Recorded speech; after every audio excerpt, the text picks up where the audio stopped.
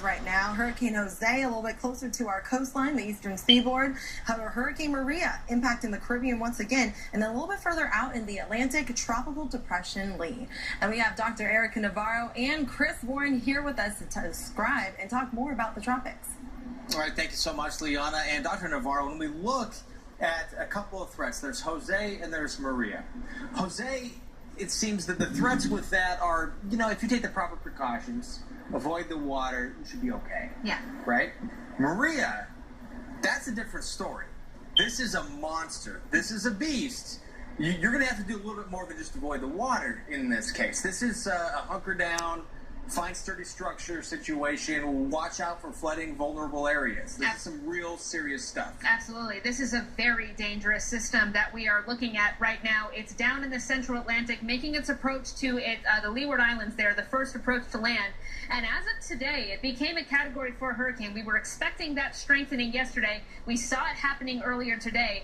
And this is now the fourth Category 4 hurricane we've had this season. So that just giving you a taste and a feel for how strong this activity has been.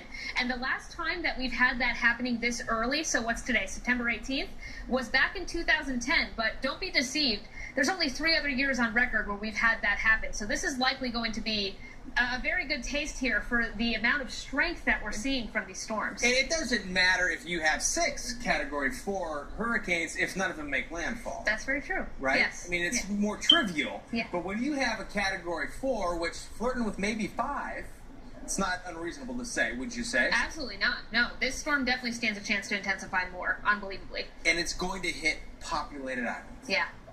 In the next few hours, likely. Dominica is right in the line here. There's the eye of that storm, a very small eye, but nonetheless, it will be bringing direct impacts to Dominica here in a number of hours, Chris. This is a devastating situation. A lot of these areas, especially to the north, are still recovering from Hurricane Irma just 12 days ago. So it's like we can't get a break down here in the Caribbean, but unfortunately, we are going to be seeing those impacts coming back to these places. And what's worse is that the conditions here are so favorable for further development of the system. So as you mentioned, Chris, we could very well see another Category 5. So looking at San Juan in Puerto Rico. San Juan's on the north end of the island.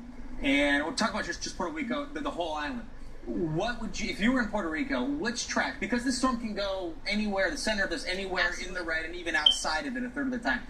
What would you be hoping for if you were in Puerto Rico right now? Which track would you want this storm to make? Even if it's a 4 or 5, knowing that, where do you want it to go? Honestly, what I would hope is to see a different cone, because right now the impacts look devastating for Puerto Rico regardless. No good scenario at this point. I really do not see a good picture. Obviously, if that storm here, sometimes we do see those storms move outside the cone. If it moves further off to the north, like Irma did, that would lessen the impacts. But notice, that cone here, the center of that system, and again, the strongest winds are very close to that center. Puerto Rico's right in the middle.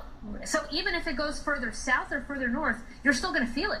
This is a big wind field that we're also talking about. The eye itself is small, but this has a very dense and wide cloud cover with this system. All right, Dr. Navarro, thank you so much. Also keeping our eyes on Jose.